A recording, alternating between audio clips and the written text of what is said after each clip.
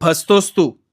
हो, माणसं ओळखण्यात फसतोस तू आणि मग असं का होतंय हा विचार करत बसतोस, हो ना? चल आज माणसांच्या आतला माणूस कसा ओळखायचा ते सांगतो. शेवटपर्यंत शांतपणे ऐक. तुझ्या जीवनशैलीत नक्कीच उपयोगी पडेल तुला. तुला माहिती आहे का मधुमेह कधी होतो? साखर अथवा गोड अधिक खाल्ल्याने, हो ना? पण तुला गोड खाणं कुठे बंद करता येतंय? तुला तर ते अधिक प्रिय आहे. आता हे मी का सांगतोय असं वाटतंय ना तुला? तर आता ऐक. ह्या साखरेसारखी जी माणसं अधिक गोड असतात ना, ती तुला अधिक प्रिय वाटतात, पण नकळत तीच घात करतात तुझा. कारण साखरेप्रमाणे गोडवा म्हणून तू त्यांना अधिक जवळ करतोस आणि इथेच तू चुकतोस. माणूस हा स्पष्ट बोलणारा असावा, उगाच आडेवेडे घेऊन बोलणारा नसावा.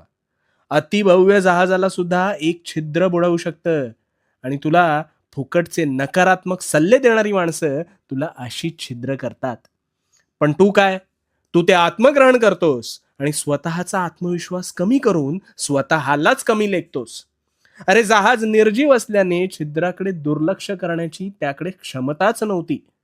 पण तू ही नकारात्मक छिद्रच जर पत्करली नाहीस, तर त्या नकारात्मक विचारांचे छिद्र न पडता पाणी तुझ्या डोक्यावरूनच जाणार नाही.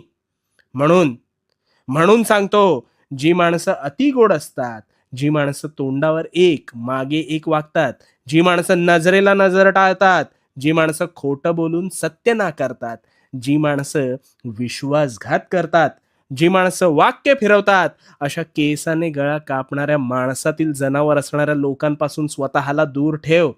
अरे व्यक्ती परखड आणि स्पष्ट बोलणारी असेल, तर ते योग्य आहे. कारण अशांच्या मनात खोट नसते. त्यामुळे आता त्यामुळे आता यापुढे माणसं ओळखायला शिक, भलं होईल तुझं. आणि हो आणि हो भिवू नकोस. भिवू नकोस कारण मी तुझ्या पाठीशी आहे.